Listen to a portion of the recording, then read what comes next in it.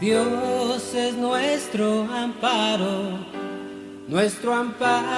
y fortaleza, nuestro pronto auxilio en las tribulaciones.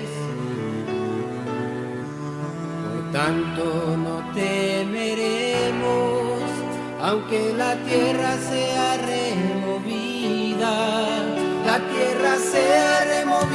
y se traspasen los montes al corazón del mar, aunque bramen y se turben sus aguas y tiemblen los montes a causa de su braveza.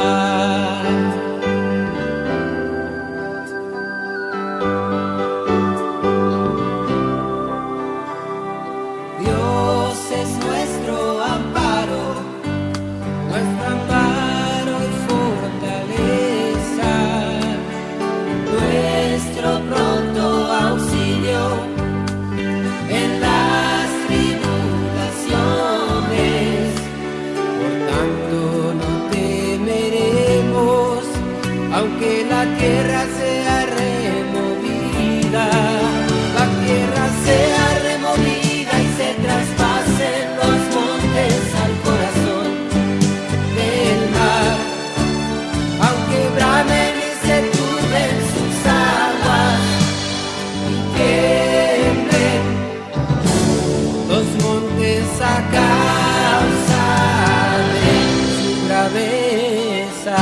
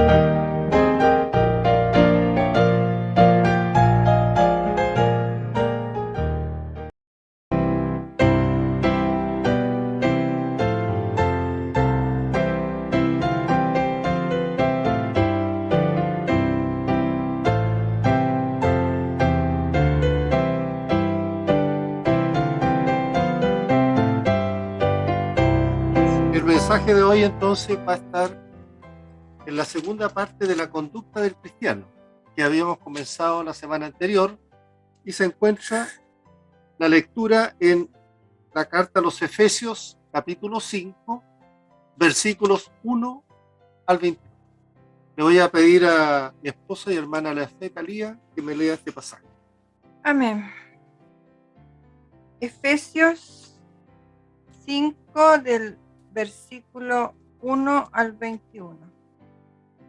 Sed pues imitadores de Dios como hijos amados, y andad en amor como también Cristo nos amó, y se entregó a sí mismo por nosotros, ofrenda y sacrificio a Dios en olor fragante. Pero fornicación y toda inmundicia o avaricia ni aun se nombre entre vosotros como conviene a santos, ni palabras deshonestas, ni necedades, ni truhanerías que no convienen, sino antes bien acciones de gracia. Porque sabéis esto, que ningún fornicario o inmundo o avaro que es idólatra tiene herencia en el reino de Cristo y de Dios. Nadie os engañe con palabras vanas, porque por estas cosas viene la ira de Dios sobre los hijos de desobediencia. No seáis, pues, partícipe con ellos, porque en otro tiempo erais tiniebla, mas ahora sois luz en el Señor.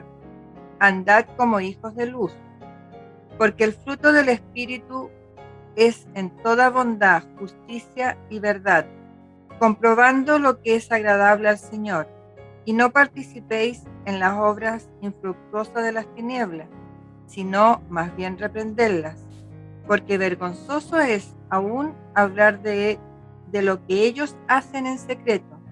Mas todas las cosas, cuando son puestas en evidencia por la luz, son hechas manifiestas, porque la luz es lo que manifiesta todo. Por lo cual dice: despiértate, tú que duermes, y levántate de los muertos, y te alumbrará Cristo.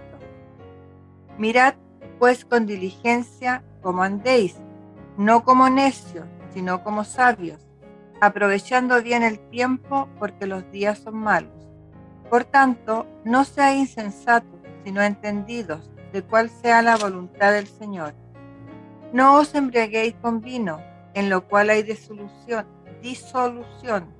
antes bien sed llenos del Espíritu, hablando entre vosotros con salmos, con himnos y cánticos espirituales, cantando y alabando al Señor en vuestros corazones, dando siempre gracias por todo al Dios y Padre, en el nombre de nuestro Señor Jesucristo. Someteos unos a otros en el temor de Dios. Amén. Amén. Oremos. Señor, grande eres tú, Padre Celestial. Gracias, Padre, te damos por tu infinito amor y misericordia a tu pueblo. Ahora solamente pedimos, Señor, que tú nos hagas entender y comprender tu palabra, y que la podamos implantar en nuestro corazón para tomar tus consejos y aplicarlos cada día en nuestra vida, para que nos vaya bien sobre esta tierra que nos has colocado, preparando nuestro próximo viaje, que es hacia la vida eterna, Señor. En Cristo Jesús te lo pedimos. Amén, amén, amén. Bien, decíamos que hoy concluimos nuestro estudio de estos capítulos 4 y 5 del libro de los Efesios. En primer lugar, recordemos que hemos dividido este estudio en dos partes. En la primera parte estuvimos compartiendo el mensaje entre los versículos 17 al 32 del capítulo 4 de Efesios, que podríamos titular La vida del creyente como nuevo hombre en Cristo. En la segunda parte, que es el día de hoy, le podemos colocar también el subtítulo La vida del creyente como amado hijo de Cristo o hijo de Dios, que abarca los versículos que hemos escuchado del 1 al 21 del capítulo 5 de la carta a los Efesios. Así que para comenzar hoy esta carta nuevamente, a analizar de los Efesios, vamos a leer nuevamente el versículo 17 del capítulo 4 de Efesios, recordando lo que comentamos sobre él. Dice así: esto pues digo, requiero en el Señor, que ya no andéis como otros gentiles, que andan en la vanidad de su mente. En un comienzo decíamos en el estudio anterior que el apóstol Pablo nos dice que somos llamados a ser un pueblo. Por eso debemos cultivar la unidad. Y además, esta idea considera que como somos llamados a ser un pueblo santo, debemos también cultivar la pureza. La unidad Dijimos en aquel momento, y la pureza son dos atributos indispensables del pueblo de Dios. Los creyentes formamos parte de un cuerpo, que es la iglesia, que debe manifestar un estilo de vida o una conducta que realmente evidencie que somos nuevas criaturas. Así que cuando hablamos del comportamiento cristiano, nos referimos a la conducta de los que hemos aceptado por fe a nuestro Señor Jesucristo. Por lo tanto, tenemos el Espíritu Santo, lo cual nos permite servir a Dios como Él quiere. En los ejemplos, ¿cierto?, que hemos puesto para proceder como un cristiano, están todos enlazados con la Escritura. De hecho, el mismo Señor Jesucristo habló ampliamente sobre la forma en que debemos actuar, tanto como con los amigos, como también con nuestros enemigos. Sin embargo, la vida que Él vivió fue siempre marcada por el amor y la compasión. ¿Por quiénes? Por los perdidos. Y siempre le entregó, ¿cierto?, cómo debe ser el obrar de un cristiano. Los cristianos somos, como dice la Escritura en Efesios 2:10, porque somos, dice, hechura suya, creados en Cristo Jesús para buenas obras, las cuales Dios preparó de antemano para que anduviésemos en él. Así que también dijimos que estas tres palabras, las buenas obras, simbolizan finalmente el comportamiento cristiano que glorifica a Dios y hace que Cristo sea realmente también real para las personas que nos observan, los que aún no le conocen. Es innegable que hay dificultades también en nuestra vida diaria, que muchas veces pueden entorpecer nuestra mente y dificultar nuestro desarrollo espiritual. Pero siempre dijimos que nosotros les permitamos que eso ocurra. No obstante, los cristianos estamos llamados a tener vidas santas y agradables a Dios, y una conducta cristiana ejemplar, que nos permita servir plenamente al Señor, ¿cierto?, con la mejor actitud posible, fortalecido en el Espíritu Santo que tenemos y llevamos en nuestro interior. Por eso ahí Pablo, en la carta a los Romanos, en el capítulo 8, versículo 9, dice: mas vosotros no vivís según la carne, sino según el Espíritu, si es que el Espíritu de Dios mora en vosotros. Y si alguno no tiene el Espíritu de Cristo, no es de él. Es muy claro, Pablo, para hacernos entender cómo podemos comprobar si tenemos o no el Espíritu de Dios y somos hijos de él. Así que bien sabemos esto, que los ojos de Jehová contemplan toda la tierra, para mostrar su favor de los que tienen un corazón perfecto para él. A continuación, a partir del capítulo 5 de Efesios, versículo 1, comenzaremos a considerar la segunda parte, que nos presenta la visión de tener a un creyente para vivir como amado hijo de Dios. Así que dice en el capítulo 5, el versículo 1, ¿qué nos dice él? Sed pues imitadores de Dios como hijos amados. El sed pues, aquí Pablo concluye la idea de Efesios 4, donde él describió cómo los cristianos deberían relacionarse el uno con el otro. El ser imitadores de Dios, la idea es simple. Lo que tenemos que hacer es, o debemos hacer, ¿cierto?, es lo que Dios hace. Él es nuestro modelo. No podemos contentarnos al compararnos entre los hombres. Lo que tenemos que hacer es poner atención en la idea que Pedro, en 1 de Pedro 14:16, nos entrega. Y Pedro dice ahí en 1 de Pedro 1:14-16, como hijos obedientes, no os conforméis a los deseos que antes teníais estando en vuestra ignorancia, sino como aquel que os llamó es santo, sed también vosotros santos en toda vuestra manera de vivir. Porque escrito está, sed santo porque yo soy santo. Así que Pedro es muy claro. No dice, piensa en Dios o adora a Dios, aunque esos son deberes cristianos, importantes. Este es un llamado para una acción práctica, yendo más allá de nuestra vida interna con Dios. Podríamos decir que esta es la continuación de la idea de que Pablo mencionó en Efesios 4:13, en cuanto a la extensión del crecimiento del cristiano, a un varón perfecto, a la medida de la estatura de la plenitud de Cristo. También podríamos agregar que esta es una continuación de la idea de Pablo en Efesios 4:32, donde se nos mandó perdonándonos unos a otros, como Dios también perdonó a vosotros en Cristo. Así que el comportamiento de Dios hacia nosotros cambia en la medida que nuestra conducta hacia los demás también cambia.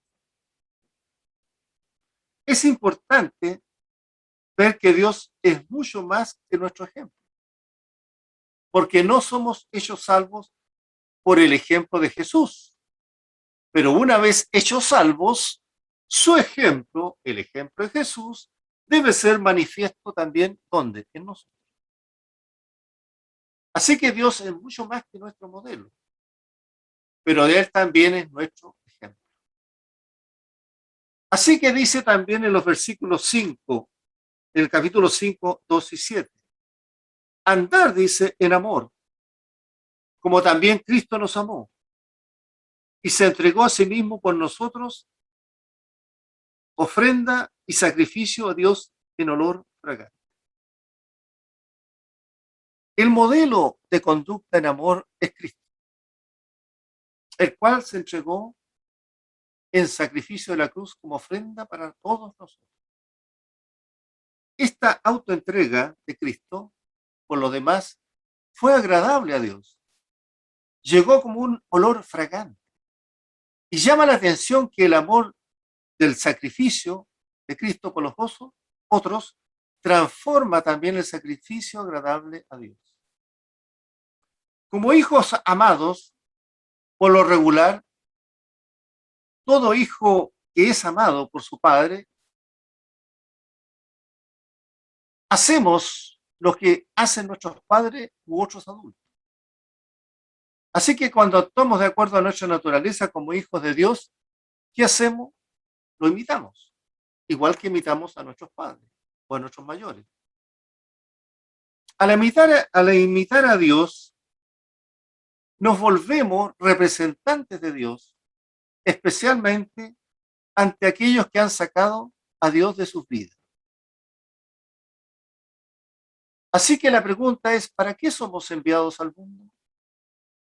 ¿No es para mantener a los hombres con la mente en Dios?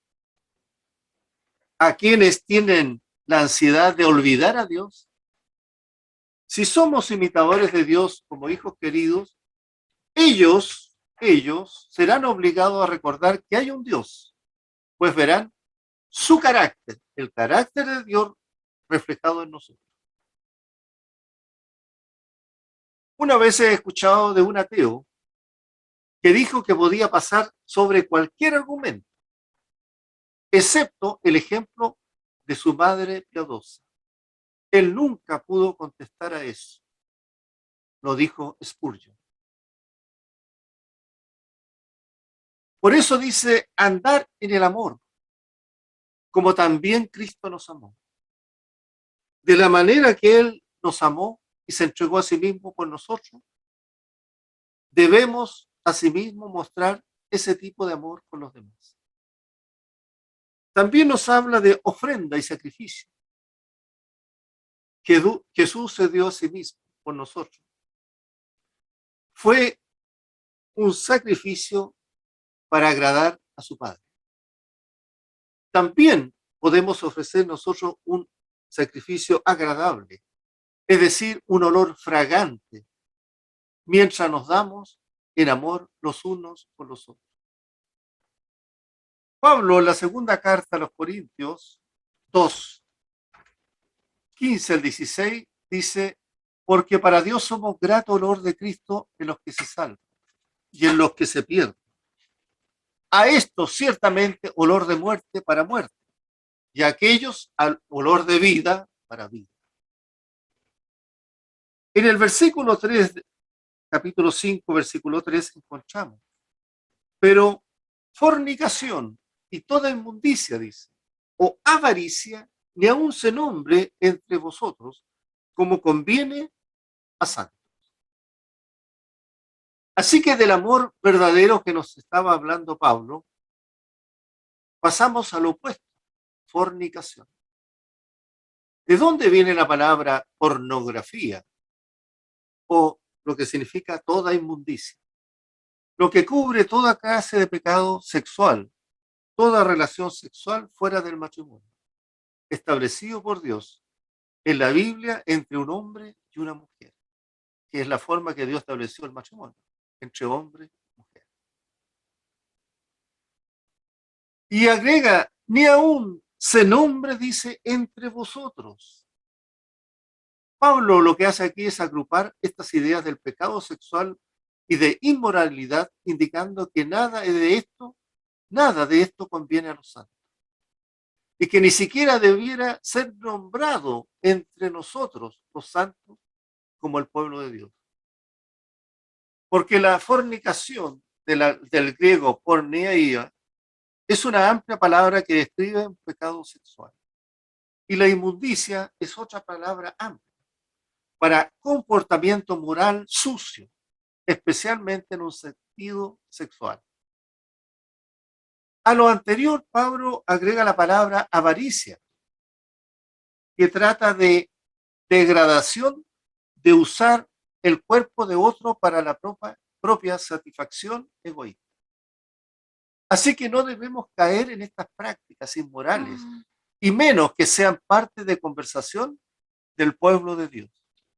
Debemos estar alejados de aquello. La degradación del amor, de la inmoralidad, Pablo nos lleva a la vulgaridad. Dice en Efesios 5:4, ni palabras deshonestas, ni necedades, ni truhanerías que no convienen, sino antes bien acciones de gracia. Las palabras deshonestas son las que expresan en el fondo obscenidad.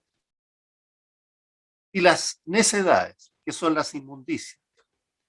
Y la palabra truhanerías es lo que llamamos el humor sexual sucio, inapropiado. Son las que se cuentan, ¿cierto?, entre hombres que tienen una mente totalmente sucia. Es el famoso chiste de doble sentido sexual, que en el fondo es la forma más baja del ingenio del hombre. Corresponde también hacer notar que en esta petición moral no es que estas cosas las pueda tener un santo. Pero ahora nosotros somos santos. Estamos en la santidad de Dios. Por tanto, debemos vivir de una manera apta, es decir, competente, tal como corresponde a un santo. ¿Cuál es esa? Ser la imagen de Jesucristo. Cuando se tiene una mente sucia, de la manera, ¿cierto?, que expresamos esa mente sucia es a través de una conversación sucia. Así que el contraste entre la vulgaridad, que es una actitud de los paganos, las acciones de gracia es una actitud cristiana, que es la que tenemos y debemos tener nosotros siempre. ¿Qué nos dicen los versículos 5 al 7? Porque sabéis esto, que ningún fornicario o inmundo o avaro, que es idólatra, tiene herencia en el reino de Cristo y de Dios. Luego agrega, nadie os engañe con palabras vanas, porque estas cosas viene la ira de Dios sobre los hijos de desobediencia. No seáis pues partícipes con ellos. Así que Pablo, después de denunciar las acciones y las palabras incorrectas, el apóstol pasa a mencionar a las personas que las practican, por cuanto el ejercicio de ella es una señal de que estas personas todavía no se han despojado de esa antigua manera de vivir. Las personas inmorales, por lo general, no van a sufrir las consecuencias de sus actos aquí en la tierra, pero no van a tener ninguna posibilidad de heredar en el reino de Cristo y de Dios. Ninguna. Así que convertir la perversión sexual es un ídolo que excluye de tener parte en el reino futuro de Dios. Por eso en el versículo 5 dice, los destinatarios conocían estas cosas, porque dice, sabéis esto, por tanto nadie os engañe. Es decir, les previene contra las palabras vanas de los falsos maestros que intentan persuadirlo de lo contrario. Es probable que haya tenido una posible referencia a los maestros agnósticos que no daban valor a lo que hacía el cuerpo. Para ellos no era importante lo que hacía el cuerpo, para los agnósticos, en el tiempo de Pablo. Cuidado con aquellos que se llaman cristianos y que dicen hoy que si dos personas se aman, aunque sean del mismo sexo, no importa. Cuidado con ellos, con esa doctrina. La verdad es que por todas estas cosas viene la ira de Dios sobre los desobedientes. Algo que está por ocurrir. Avaro, la palabra ahí usada en el versículo 5 de avaro, que es idolatría, significa que Pablo dice que el avaro es un idólatra. Y la idolatría ocurre de manera más sutil posible, que es una de ellas es la inclinación hacia las estatuas, pero no es la única forma de idolatría. Así que Pablo agrega en el versículo 6, nadie os engañe con palabras vanas, para excusar o minimizar el juicio debido a la práctica de estos pecados. Es cierto que por estas cosas viene la ira de Dios sobre los hijos de desobediencia, por la práctica del pecado, pero el cristiano no lo puede hacer. En el versículo 7 dice, no seáis pues partícipes con ellos. Pablo asume que los cristianos tendrán sus vidas marcadas por hábitos fuera de los hábitos de fornicación e inmundicia y fuera de la avaricia. Por lo tanto, ni siquiera ocasionalmente debiéramos participar con aquellos que lo hacen. Es decir, tenemos total prohibición de participar de estas cosas. En el versículo 8 en adelante hasta el 14, nos dice que debemos andar en luz. Dice el 5:8, porque en otro tiempo erais tinieblas, mas ahora soy luz en el Señor, dice. Andar como hijos de luz. Así que lo que hace el apóstol es ampliar lo que ha dicho antes sobre el compromiso con Cristo y dejar afuera las inmoralidades que usa la gente pagana. La oscuridad representa ignorancia, error y maldad, y la luz representa la verdad y la rectitud, que son ya ideas que estaban antes en Efesios 4:18. Antes los destinatarios de estas cosas éramos como los paganos, porque andábamos también en tinieblas. Pero ahora, amados hermanos, somos luz en el Señor, porque el cristiano no tiene luz propia, sino que la que recibe de Cristo. Por lo tanto, debemos comportarnos como hijos de luz, tal como dice en Efesios 5:8. Ahora dice Pablo y agrega, ¿cuál es el fruto de la luz? ¿Cuál es el fruto de andar en la luz que Cristo nos da? Dice en el versículo 9, porque el fruto del Espíritu es toda bondad, justicia y verdad, comprobando lo que es agradable al Señor, dice en el 10. Luego en el 11 agrega, y no participéis en las obras infructuosas de las tinieblas, sino más bien reprendedlas. Porque en el 12 dice, porque vergonzoso es aún hablar de lo que ellos hacen en secreto. Aún en secreto es vergonzoso para referirse a lo que ellos hacen. Así que, ¿cuáles son las consecuencias de la práctica de estar en la luz? En el versículo 9 nos dice, porque el fruto del Espíritu es toda bondad, justicia y verdad. Así que en contraste con el andar en tinieblas e ira, está lo que llamamos el fruto del Espíritu, que Pablo también lo detalla más adelante en Gálatas 5, 22 y 23. La bondad, la justicia y la verdad deben marcarnos. ¿Debido a qué? A que tenemos el Espíritu Santo morando en nuestras vidas. Pero al vivir en luz, forzosamente vamos a chocar, nos vamos a estrellar con aquellos que viven en tinieblas. Y por supuesto que de modo alguno podemos participar de lo que hacen ellos. No vamos a poder participar nunca con lo que ellos hacen. Por eso en el versículo 11 dice, y no participéis en las obras infructuosas de las tinieblas, sino más bien repréndalas. Así que en lugar de relacionarnos con la impiedad, con los que practican la impiedad, nosotros debemos dar a conocer las obras infructuosas de las tinieblas.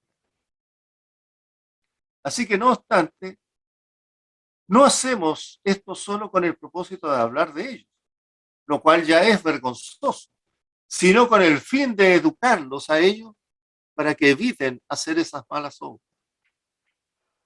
Pablo tiene el cuidado de decir que debemos evitar las obras infructuosas de las tinieblas, no de las personas que están en las tinieblas, sino de sus obras.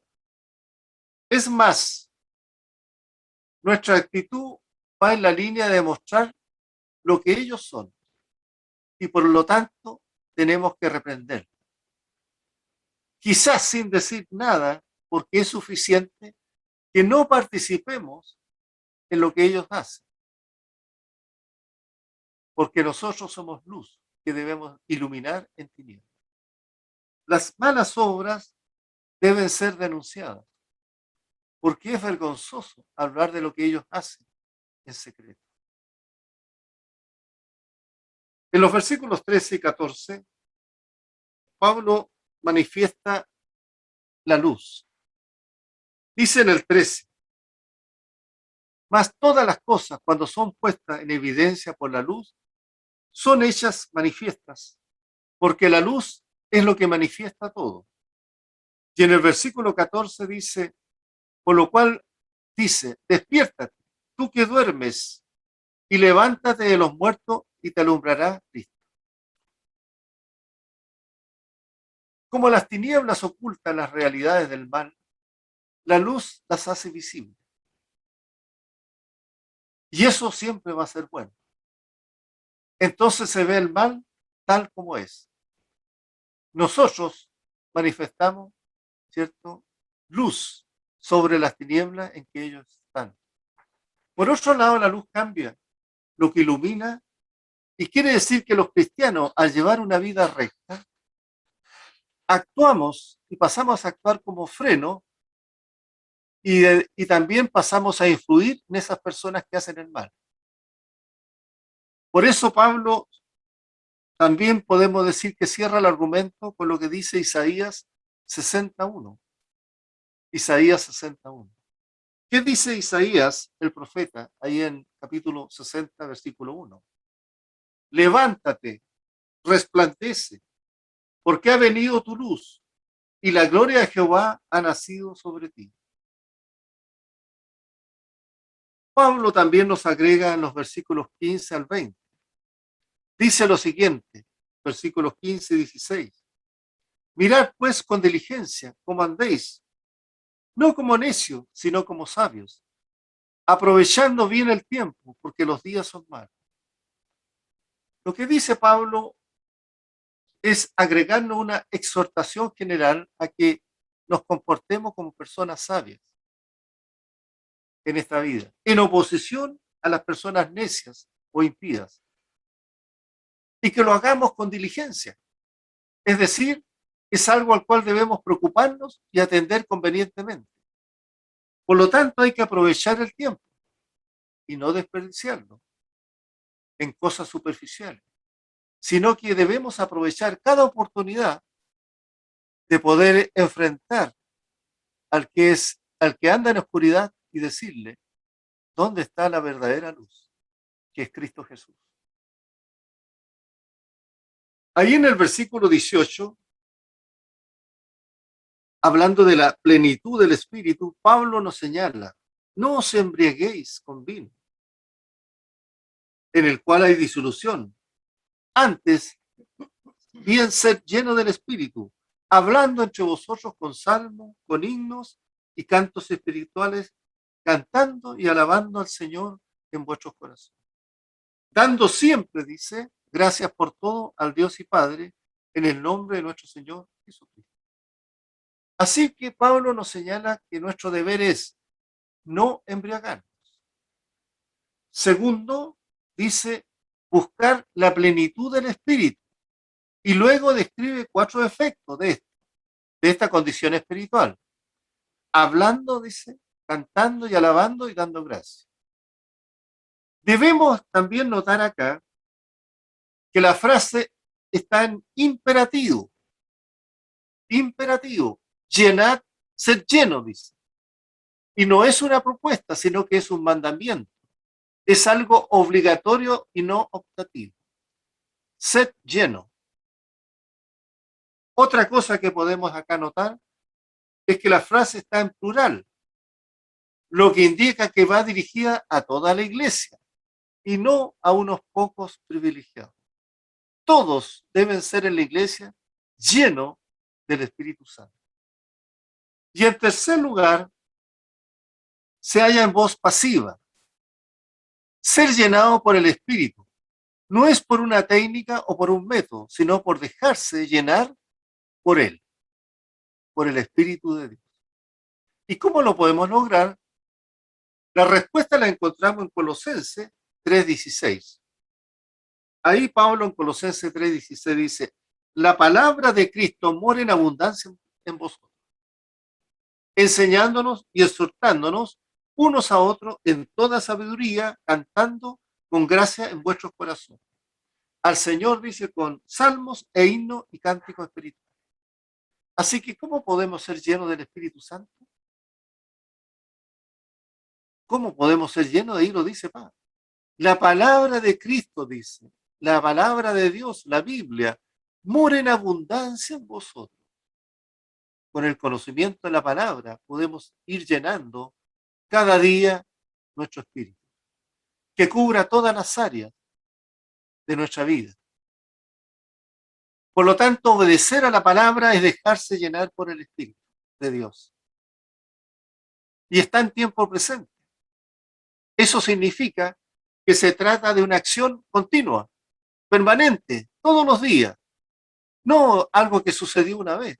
Cada día tú debes ser lleno de la palabra de Dios, es decir, lleno del Espíritu.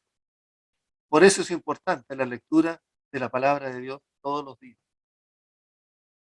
Los resultados serán la comunión fraternal, la adoración, la gratitud y si tomamos el versículo 21, el sometimiento mutuo, porque dice, someteos unos a otros en el temor de Dios. Someteos tú y yo unos a otros en el temor de Dios. Así que, amados hermanos y queridos oyentes, en conclusión, aquí termina el apóstol la parte práctica de su carta que ha tratado de la conducta cristiana, en general como un miembro de la nueva comunidad que es la Iglesia de Cristo. Hemos podido ver también el contraste entre la vida nueva y la vida antigua que llevábamos. Y esto debe ser manifiesto a todos, en que somos verdaderamente hijos de Dios. Por lo tanto, debemos siempre andar en amor, en luz y en sabiduría, lleno del Espíritu Santo de Dios. Así que el comportamiento del cristiano lo podemos resumir mejor en estas palabras. En Efesios 5:1 dice, sed pues imitadores de Dios como hijos amados. Luego en el versículo 2 dice, y andad en amor, como también Cristo nos amó y se entregó a sí mismo por nosotros, ofrenda y sacrificio en olor fragante. Y finalmente podríamos agregar un último pasaje en la segunda carta a los Corintios 7:1 que escribió Pablo. Y dice así, así que, amados, puesto que tenemos tales promesas, limpiémonos de toda contaminación de la carne y de espíritu, perfeccionando la santidad en el temor de Dios. Ahí Pablo entonces nos refuerza. Dice, amado, bueno, si tenemos tales promesas, limpiémonos entonces de toda contaminación de la carne y de espíritu. Ya no dejemos participar el viejo hombre en nuestra vida. Dejemos que brote, que se desarrolle el nuevo hombre, el hombre espiritual, que ha nacido juntamente por la gracia del Señor en nuestras vidas. Por lo tanto, perfeccionémonos, dice, en santidad y en el temor a Dios, en el temor reverente a Dios. Oremos. Amado oyente, tú que has escuchado en este momento este mensaje que Dios tiene para su gran pueblo en, en este mundo, este pueblo cristiano, esta iglesia de Cristo que un día será arrebatada por el Señor. A ti te digo, si tú no conoces aún al Señor, esta es tu gran oportunidad de hacerlo. Y si tú quieres hacerlo así, yo te voy a pedir que tú repitas conmigo la siguiente oración. Señor Jesús, gracias por morir en la cruz por mis pecados. Te abro la puerta de mi corazón y te recibo como mi Señor y Salvador personal. Gracias por perdonar mis pecados y por darme vida eterna. Toma ahora para siempre el control de mi vida. En Cristo Jesús. Amén. Amados hermanos, que el Señor te bendiga y te guarde. Que el Señor haga resplandecer su rostro sobre ti y tenga de ti misericordia. Que el Señor alce sobre ti su rostro y ponga en ti la paz. Y que el Señor, en su fortaleza, nos bendiga en todos los actos que están en la profunda voluntad de Él en nuestra vida. Todo esto te lo pedimos, Señor, en la gracia del Señor Jesucristo, el amor de Dios y la comunión con el Espíritu Santo sean con todos nosotros, ahora y siempre. Amén. Amén.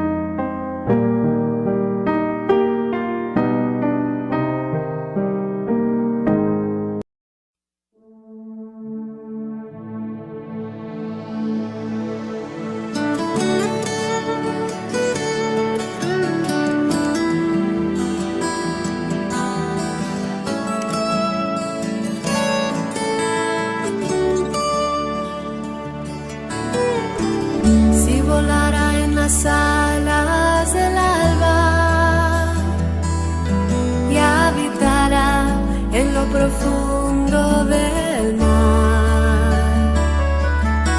Tu amor me guiará por siempre y tu fuerza me sustentará. ¿A dónde me iré de tu espíritu?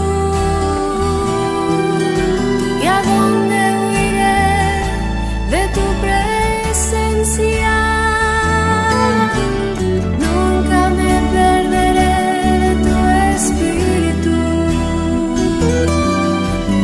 Nunca me apartaré de Dios.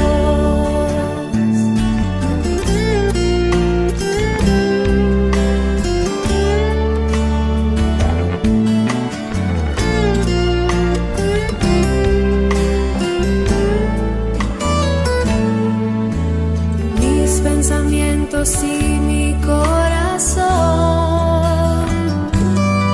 tú conoces muy bien, Señor. Me indicas el camino y me haces descansar. Me acompañas en todo lugar. ¿A dónde me iré de tu espíritu?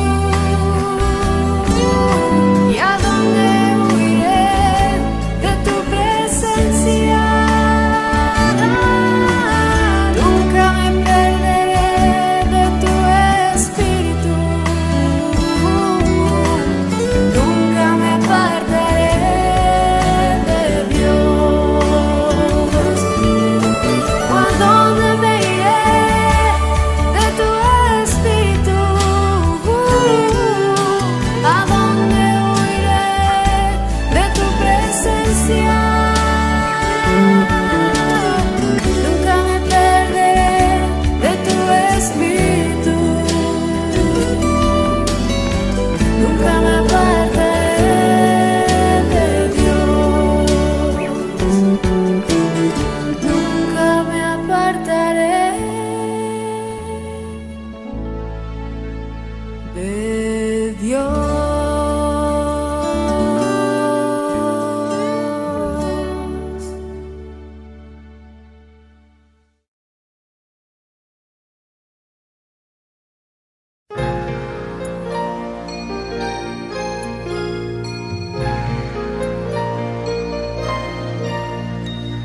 Los ojos del Señor están sobre los justos, sus oídos oyen su oración.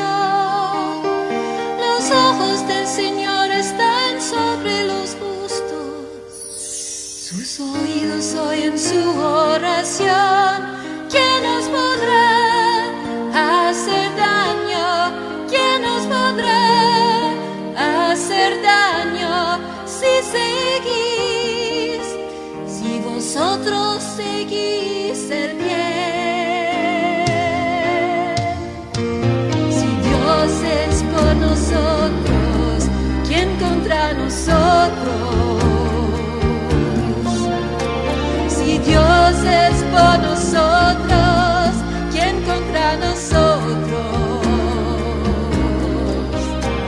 Si Dios es por nosotros, ¿quién contra nosotros?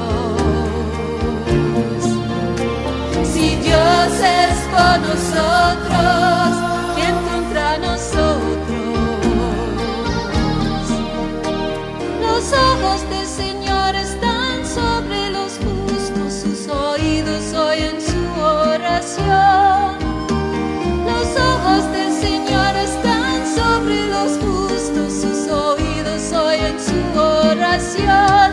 ¿Quién nos podrá hacer daño? ¿Quién nos podrá hacer daño si seguís? Si vosotros seguís el bien.